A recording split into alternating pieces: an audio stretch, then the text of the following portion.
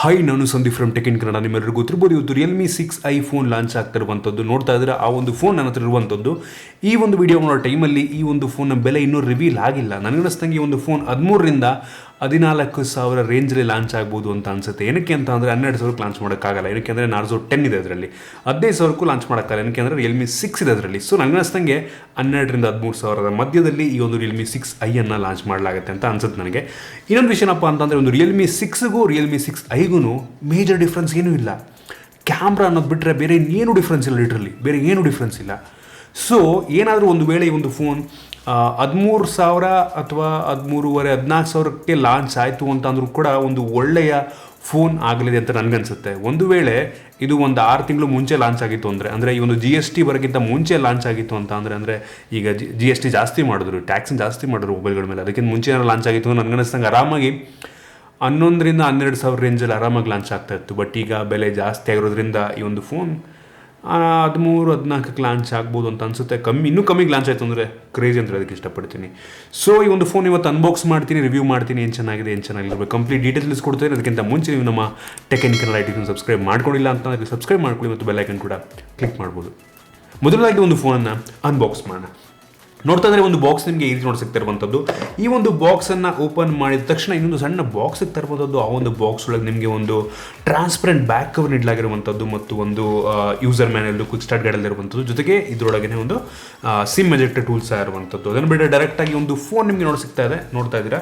ಈ ಒಂದು ಫೋನ್ನ ಪಕ್ಕಕ್ಕೆ ಇಟ್ಟರೆ ನಿಮಗೆ ಕೆಳಗಡೆ ಬೇರೆ ಏನೆಲ್ಲ ಚೆಕ್ ಮಾಡೋದಾದರೆ ಈ ಒಂದು ಬಾಕ್ಸ್ ಒಳಗೆ ನಿಮಗೆ ಈ ಒಂದು USB Type-C ಡಾಟಾ ಕೇಬಲ್ ಸಿಗ್ತಿರುವಂಥದ್ದು. ಡಾಟಾ ಕೇಬಲ್ನ ಕ್ವಾಲಿಟಿ ಕ್ರೇಜಿಯಾಗಿ ಅಂತ ಹೇಳೋಕ್ಕೆ ಇಷ್ಟಪಡ್ತೀನಿ. ಅದರ ಜೊತೆಗೆ ಈ ಒಂದು ಬಾಕ್ಸ್ ಒಳಗೆ ನಿಮಗೆ 20 ವ್ಯಾಟ್ನ ಫಾಸ್ಟ್ ಚಾರ್ಜಿಂಗ್ ಅಡಾಪ್ಟರ್ನ ಸಹ ನೀಡಿರುವಂಥದ್ದು. ಆ್ಯಕ್ಚುಲಿ ಒಂದು phone 30 watt fast charging support ಮಾಡುತ್ತೆ, ಆದರೆ ಈ ಒಂದು ಬಾಕ್ಸ್ ಒಳಗೆ ನಿಮಗೆ 20 ವ್ಯಾಟ್ನ ಫಾಸ್ಟ್ ಚಾರ್ಜಿಂಗ್ ಅಡಾಪ್ಟರ್ನ ನೀಡಿದ್ದಾರೆ. ಇದಿಷ್ಟು ಎಕ್ಸಸರೀಸು, ಬೇರೆ ಇನ್ನೇನು ಇಲ್ಲ. ಇನ್ನು ನೋಡ್ತಾ ಇದ್ದಾರೆ ಒಂದು ಫೋನ್ ನಿಮಗೆ ಡೈರೆಕ್ಟಾಗಿ ಸಿಗ್ತಾ ಇರುವಂಥದ್ದು. ಈ ಒಂದು ಫೋನ್ ನೋಡೋದಕ್ಕೆ ಈ ರೀತಿ ಕಾಣ್ತಾ ಇರುವಂಥದ್ದು. ಮೊದಲನೇದಾಗಿ ಒಂದು ಫೋನ್ ಡಿಸೈನ್ ಮತ್ತು ಬಿಲ್ಡ್ ಕ್ವಾಲಿಟಿ ಬಗ್ಗೆ ಮಾತನಾಡಬೇಕು ಅಂತಂದರೆ, ಒಂದು ರಿಯಲ್ಮಿ 6ಗೆ ಕಂಪೇರ್ ಮಾಡಿದ್ರೆ ಲಿಟ್ರಲಿ ಏನು ಚೇಂಜ್ ಇಲ್ಲ. ಒಂದು ಟೆಕ್ಸ್ಚರ್, ಹಿಂದೆ ಇರುವಂಥ ಟೆಕ್ಸ್ಚರ್ ಸ್ವಲ್ಪ ಚೇಂಜ್ ಇದೆ ಅನ್ನೋದು ಬಿಟ್ಟರೆ ಬೇರೆ ಇನ್ನೇನು ಚೇಂಜ್ ಇಲ್ಲ ಆಯಿತಾ. ನೋಡೋದಕ್ಕೆ ನಿಮಗೆ ಡಿಟ್ಟೋ ರಿಯಲ್ಮಿ 6 ಇದರಲ್ಲಿ USB Type-C ಇರುವಂಥದ್ದು ಕ್ರೇಜಿ. ಜೊತೆಗೆ 3.5mm ಫುಲ್ ಜಾಕ್ ಇರುವಂಥದ್ದು ಇನ್ನೂ ಕ್ರೇಜಿ ಅಂತ ಹೇಳೋದಕ್ಕೆ ಇಷ್ಟಪಡ್ತೀನಿ. ಫ್ರಂಟಿಗೆ ಬಂದರೆ ನಿಮಗೆ ಪಂಚುಲ್ ಕ್ಯಾಮ್ರಾ ಇರುವಂಥದ್ದು, ಫುಲ್ ಸ್ಕ್ರೀನ್ ಡಿಸ್ಪ್ಲೇ, ಬೆಜರ್ ಆಲ್ಮೋಸ್ಟ್ ಎಲ್ಲ ಕಡೆ ತುಂಬ ಕಡಿಮೆ ಇರುವಂಥದ್ದು. ಹಿಂದಕ್ಕೆ ಬಂತು ಅಂದರೆ ನಿಮಗೆ ಒಂದು ಕ್ವಾಡ್ ಕ್ಯಾಮ್ರಾ ಸೆಟಪ್ ಸಿಗ್ತಿರುವಂಥದ್ದು ಮತ್ತು ಸಿಂಗಲ್ LED ಫ್ಲ್ಯಾಶ್ ಇದೆ. So same design, finger print actually ಒಂದು ಸೈಡ್ ಮೌಂಟೆಡು ಸೇಮ್ ಅದೇ ಥರ. So side mounted finger print ನನಗಂತೂ ಇಷ್ಟ ಆಗುತ್ತೆ, ನಿಮಗೂ ತುಂಬ ಜನಕ್ಕೆ ಇಷ್ಟ ಆಗ್ಬೋದು. ಬ್ಯಾಕು ಫ್ರಂಟಿಗೆ ಅಂತ ಸೈಡಲ್ಲಿ ಇದ್ರೇ ಒಂದು ರೀತಿ ಒಳ್ಳೇದಂತ ಹೇಳಕ್ಕೆ ಇಷ್ಟಪಡ್ತೀನಿ. ಡಿಸೈನ್ ಅಂತೂ ಕ್ರೇಜಿಯಾಗಿದೆ, ಸೇಮ್ ಡಿಸೈನು. ಇನ್ನು ಈ ಒಂದು ಫೋನ್ ಇರುವಂಥ ಡಿಸ್ಪ್ಲೇ ಬಗ್ಗೆ ಮಾತಾಡಬೇಕು ಅಂತಂದರೆ, ಒಂದು ಫೋನಲ್ಲಿ 6.5 ಇಂಚಿನ ಫುಲ್ HD+ ರೆಸಲ್ಯೂಷನ್ ಹೊಂದಿರುವಂಥ IPS LCD ಡಿಸ್ಪ್ಲೇ ಇರುವಂಥದ್ದು. ಈ ಒಂದು ಡಿಸ್ಪ್ಲೇನಿಂದ ಇದು HDR10 ಸಪೋರ್ಟ್ ಮಾಡುತ್ತೆ, ಒಂದು HDR ಸಪೋರ್ಟ್ ಮಾಡುತ್ತೆ ಒಂದು ಡಿಸ್ಪ್ಲೇ. ಜೊತೆಗೆ 90 ಹರ್ಟ್ಸ್ನ ಡಿಸ್ಪ್ಲೇ ಆಗಿರುವಂಥದ್ದು. ಈ ಪ್ರೈಸ್ ರೇಂಜಲ್ಲಿ ಯಾವ ಫೋನ್ ತೊಗೊಂಡ್ರು ನಿಮಗೆ 90 ಹರ್ಟ್ಸ್ನ ಡಿಸ್ಪ್ಲೇ ಸಿಗಲ್ಲ. 13,000 ರೇಂಜಲ್ಲಿ ಯಾವುದೇ ಒಂದು 90 ಹರ್ಟ್ಸ್ನ ಡಿಸ್ಪ್ಲೇ ನಿಮಗೆ ಸಿಗಲ್ಲ. ಸೊ ನನಗನ್ನಿಸ್ತಂಗೆ ಇದು ಕ್ರೇಜಿ ಅಂತ ಹೇಳೋದಕ್ಕೆ ಇಷ್ಟಪಡ್ತೀನಿ. 90 ಹರ್ಟ್ಸ್ನ ಡಿಸ್ಪ್ಲೇ ಕೊಡ್ತಿದ್ದೀರ ಅಂತಂದರೆ ಆಸಮ್. ಮೊದಲು HDR ಸಪೋರ್ಟ್ ಆಗುತ್ತೆ, ಫುಲ್ HD ರೆಸಲ್ಯೂಷನ್ ಇರುವಂಥದ್ದು ಕ್ರೇಜಿ ಅಂತ ಹೇಳೋದಕ್ಕೆ ಇಷ್ಟಪಡ್ತೀನಿ. ಡಿಸ್ಪ್ಲೇ ಅಂತೂ ಸೂಪರ್ ಆಗಿದೆ. ಸೊ ಅದನ್ನು ಗಮನಿಸ್ತಾ ಇದ್ದೀರಾ ನೀವು. ಇನ್ನೂ ಒಂದು ಫೋನ್ನ ವೇರಿಯಂಟ್ಗಳ ಬಗ್ಗೆ ಮಾತನಾಡಬೇಕು ಅಂತಂದರೆ, ಸದ್ಯಕ್ಕೆ ಈ ಫೋನ್ 2 ವೇರಿಯಂಟಲ್ಲಿ ಲಾಂಚ್ ಆಗ್ತಿರುವಂಥದ್ದು. 4GB RAM ಮತ್ತು 64GB ಇಂಟರ್ನಲ್ ಮೆಮೊರಿ, ಮತ್ತು ಇನ್ನೊಂದು 6GB RAM ಮತ್ತು 64GB ಇಂಟರ್ನಲ್ ಮೆಮೊರಿ. ಇದರ ಜೊತೆಗೆ ಒಂದು ಫೋನ್ನಲ್ಲಿರುವಂಥ ಸ್ಟೋರೇಜ್ UFS 2.1 ಸ್ಟೋರೇಜ್ ಆಗಿರುವಂಥದ್ದು. ಈ ಪ್ರೈಸ್ ರೇಂಜಲ್ಲಿ UFS 2.1 ಕ್ರೇಜಿ ಅಂತ ಹೇಳೋಕ್ಕೆ ಇಷ್ಟಪಡ್ತೀನಿ. ಜೊತೆಗೆ LPDDR4ನ ರ್ಯಾಮ್ ಕೂಡ ಆಗಿರುವಂಥದ್ದು ಒಂದು ಒಳ್ಳೆಯ ವಿಷಯ. ಆ್ಯಕ್ಚುಲಿ ಪ್ರೈಸ್ ರೇಂಜಲ್ಲಿ LPDDR4 ಮತ್ತು UFS 2.1 ನಮಗೆ ನೋಡೋಕ್ತಾ ಇರುವಂಥದ್ದು. ಅದಷ್ಟೇ ಅದರಲ್ಲಿ ಎಕ್ಸ್ಪ್ಯಾಂಡಬಲ್ ಡೆಡಿಕೇಟೆಡ್ SD ಕಾರ್ಡ್ ಸಹ ಇರುವಂಥದ್ದು, 2 ಸಿಮ್ಮು, ಅದ್ರ ಜೊತೆಗೆ ಡೆಡಿಕೇಟೆಡ್ SD ಕಾರ್ಡ್ ಸಹ ಇದೆ. ಸೊ ನೀವು ಅಡಿಷ್ನಲ್ ಸ್ಟೋರೇಜ್ ಬೇಕು ಅಂತಂದರೆ ಎಕ್ಸ್ಪ್ಯಾಂಡಬಲ್ SD ಕಾರ್ಡ್ ಬೇಕಾದ್ರೆ ನೀವು ಹಾಕೊಬೋದು, ಒಂದು ಒಳ್ಳೆಯ ವಿಷಯ ಅಂತ ಹೇಳ್ಬೋದು.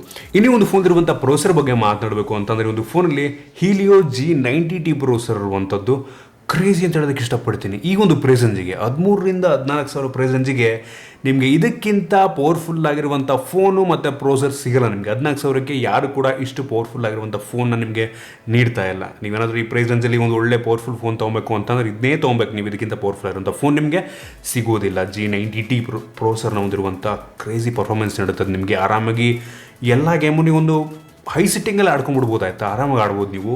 ಒಂದು ಒಳ್ಳೆ ಪ್ರೊಸೆಸರ್ ಆಗಿದೆ, ಒಳ್ಳೆ GPU ಹೊಂದಿರುವಂಥ ಪ್ರೊಸೆಸರ್ ಆಗಿದೆ. ಅದು ಅಂಥದ್ದು ಬೆಂಚ್ ಮಾರ್ಕ್ ಕೂಡ ನೋಡ್ತಾ ಇದ್ದಾರೆ ನೀವು. ಕ್ರೇಜಿ ಪ್ರೊಸೆಸರ್, ಅದು ಕೂಡ ಈ ಒಂದು ಪ್ರೈಸ್ ರೇಂಜಿಗೆ ಆಸಮ್.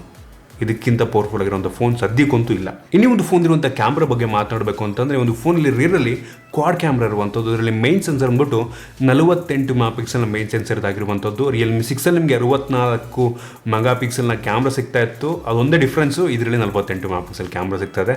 ಅದನ್ನು ಬಿಟ್ಟರೆ ಹಾರ್ಡ್ವೇರಲ್ಲಿ ಬೇರೆ ಏನು ಚೇಂಜಸ್ ಇಲ್ಲ ನಿಮಗೆ. ಇದರಲ್ಲಿ 48 MP ಕ್ಯಾಮ್ರಾ ಸಿಗ್ತಾ ಇದೆ. ಆ ಫೋಟೋ ಸ್ಯಾಂಪಲ್ಸ್ ನೋಡ್ತಾ ಇದ್ದೀರಾ. ಅದರ ಜೊತೆಗೆ ನಿಮಗೆ 8 ಮೆಗಾ ಪಿಕ್ಸೆಲ್ ಒಂದು ultra wide angle lens, same lens ಅದರಲ್ಲಿ ಅದೇ ಲೆನ್ಸು, ಇನ್ನೊಂದು 2 ಮೆಗಾ ಪಿಕ್ಸೆಲ್ ಮ್ಯಾಕ್ರೋ ಲೆನ್ಸು, ಇನ್ನೊಂದು 2 ಮೆಗಾ ಪಿಕ್ಸೆಲ್ ಡೆಪ್ತ್ ಸೆನ್ಸರ್ ಇರುವಂಥದ್ದು. ಫೋಟೋ ಸ್ಯಾಂಪಲ್ಸ್ ನೀವು ಗಮನಿಸಬಹುದು ಆಯಿತಾ. ಡೀಸೆಂಟ್ ಆಗಿ ಹೇಳೋದಕ್ಕೆ ಇಷ್ಟಪಡ್ತೀನಿ. ಒಂದು ಪ್ರೈಸ್ ರೇಂಜಿಗೆ ಈ ಪ್ರೈಸ್ ರೇಂಜಿಗೆ ಒಂದು ಒಳ್ಳೆ ಫೋಟೋವನ್ನು ಪ್ರೊಡ್ಯೂಸ್ ಮಾಡ್ತದೆ. ಅದನ್ನು ನೀವು ಕೂಡ ನೋಡ್ತಾ ಇದ್ದೀರಾ, ನೀವು ಅದನ್ನು ಜಡ್ಜ್ ಮಾಡ್ಬೋದು. ಇನ್ನು ಫ್ರಂಟ್ ಕ್ಯಾಮ್ರಾಗೆ ಬಂತು ಅಂತ ಅಂದರೆ 16 ಮೆಗಾ ಪಿಕ್ಸೆಲ್ನ ಫ್ರಂಟ್ ಕ್ಯಾಮ್ರಾದಲ್ಲಿರುವಂಥದ್ದು ಸೇಮ್ ಸೆನ್ಸರು. ಆ ಒಂದು ಫೋನ್ಲಿತ್ತು ಅದೇ ಸೆನ್ಸರ್ 16 ಮೆಗಾ ಪಿಕ್ಸೆಲ್ ಎಂದು. ಆ ಫೋಟೋ ಸ್ಯಾಂಪಲ್ಸ್ ಕೂಡ ನೋಡ್ತಾ ಇದ್ದೀರಾ. ನನಗಂತೂ ಫ್ರಂಟ್ ಕ್ಯಾಮ್ರಾ ತುಂಬ ಇಷ್ಟ ಆಯಿತು. ಸೊ ನಿಮಗೆ ಅನಿಸುತ್ತೆ ನೋಡಿ ಆ ಫ್ರಂಟ್ ಕ್ಯಾಮ್ರಾ, ಫ್ರಂಟ್ ಫೋಟೋವನ್ನು ನೋಡ್ಬಿಟ್ಟು ನಿಮಗೆ. ಸೊ ಫೋಟೋ ಕ್ವಾಲಿಟಿ ಅಂತೂ, ಕ್ಯಾಮ್ರಾ ಕ್ವಾಲಿಟಿ ಅಂತೂ ನನಗೆ ತುಂಬ ಇಷ್ಟ ಆಯಿತು ಈ ಒಂದು ಪ್ರೈಸ್ ರೇಂಜಿಗೆ. ಸೊ ಪ್ರೈಸ್ ರೇಂಜ್ ಕಂಪೇರ್ ಮಾಡೋದು ನನಗೆ ಅನ್ನಿಸ್ದಂಗೆ ಓಕೆ, ಒಳ್ಳೆ ಕ್ಯಾಮ್ರಾ ಆಗಿದೆ ಅಂತ ಹೇಳೋಕ್ಕೆ ಇಷ್ಟಪಡ್ತೀನಿ. ಇನ್ನೇ ಒಂದು ಫೋನ್ ಇರುವಂಥ ಸೆಕ್ಯೂರಿಟಿ ಬಗ್ಗೆ ಮಾತನಾಡಬೇಕು ಅಂತಂದರೆ, ಒಂದು ಫೋನಲ್ಲಿ side mounted finger print sensor ಇರುವಂಥದ್ದು. ಆಗಲೇ ಹೇಳ್ದಂಗೆ ತುಂಬ ಫಾಸ್ಟ್ ಆಗಿದೆ ಫಿಂಗರ್ ಪ್ರಿಂಟ್ ಸೆನ್ಸರ್, ಹೆವಿ ಅಂದರೆ ಹೆವಿ ಫಾಸ್ಟ್ ಆಗಿದೆ. ಸೊ ಫೇಸ್ ಅನ್ಲಾಕ್ ಕೂಡ ಇದೆ, ಫೇಸ್ ಅನ್ಲಾಕ್ ಕೂಡ ತುಂಬ ಫಾಸ್ಟ್ ಆಗಿದೆ, ಗಮನಿಸ್ತಾ ಇದ್ದೀರಾ ನೀವು. ಇನ್ನು ಈ ಒಂದು ಫೋನ್ದಿರುವಂಥ ಬ್ಯಾಟ್ರಿ ಬಗ್ಗೆ ಮಾತನಾಡಬೇಕು ಅಂತ ಅಂದರೆ, ಈ ಒಂದು ಫೋನಲ್ಲಿ 4300 mAh ಕೆಪಾಸಿಟಿ ಬ್ಯಾಟ್ರಿ ಇರುವಂಥದ್ದು. ಇನ್ನೊಂದು ಸ್ವಲ್ಪ ಜಾಸ್ತಿ ನೀಡಬೇಕಿತ್ತು, 5000 ನೀಡಬೇಕಿತ್ತು. ಅಟ್ಲೀಸ್ಟ್ 4300 ನೀಡಿದರೆ ಇದೊಂದು ನನಗೆ ಇಷ್ಟ ಆಗಿರುವಂಥ ವಿಷಯ ಒಂದು ಫೋನಲ್ಲಿ ಆಯಿತಾ. ಒಂದು ರಿಯಲ್ಮಿ 6 ಅಷ್ಟೇ ಬ್ಯಾಟ್ರಿ ಇತ್ತು, ಇದರಲ್ಲೂ ಅಷ್ಟೇ ಬ್ಯಾಟ್ರಿ ಇದೆ. 5000 ಹಿಡಿದ್ರೆ ಇನ್ನೂ ಕ್ರೇಜಿಯಾಗಿರ್ತಿತ್ತು ಆಯಿತಾ. ಯೂಶ್ವಲಿ ಈ ಪ್ರೈಸಲ್ಲಿ ಎಲ್ಲ ಫೋನ್ಗಳು ನಮಗೆ 5000 mAh ಕೆಪಾಸಿಟಿ ಬ್ಯಾಟ್ರಿ ಸಿಗುತ್ತೆ. ಬಟ್ ಇದರಲ್ಲಿ 4300 ಇದೆ, ಓಕೆ. ಬಟ್ ಜೊತೆಗೆ ಈ ಒಂದು ಬಾಕ್ಸಲ್ಲಿ ನಿಮಗೆ 20 ವ್ಯಾಟ್ನ ಫಾಸ್ಟ್ ಚಾರ್ಜಿಂಗ್ ಅಡಾಪ್ಟರ್ನ ಕೂಡ ನೀಡ್ತಾ ಇದ್ದಾರೆ. ಬಟ್ ಈ ಒಂದು ಫೋನಿಂದ 30 ವ್ಯಾಟ್ ಫಾಸ್ಟ್ ಚಾರ್ಜಿಂಗ್ ಸಪೋರ್ಟ್ ಮಾಡುತ್ತೆ. ಆದರೆ ಬಾಕ್ಸ್ ಒಳಗೆ 20 ವ್ಯಾಟ್ ನೀಡಿದ್ದಾರೆ. ನಿಮ್ಮ ಹತ್ರ ಏನಾದರೂ 30 ವ್ಯಾಟ್ ಫಾಸ್ಟ್ ಚಾರ್ಜಿಂಗ್ ಇದೆ ಅಂತ ಅಂದ್ರೆ ಅದನ್ನು ಯೂಸ್ ಮಾಡ್ಕೊಬೋದು. ನನಗೆ ಅನ್ನಿಸ್ದಂಗೆ ಇವ್ರು ಬಾಕ್ಸ್ ಒಳಗೆ 30 ವ್ಯಾಟ್ ನೀಡಿದ್ರೆ ಇನ್ನೂ ಚೆನ್ನಾಗಿರ್ತಿತ್ತು.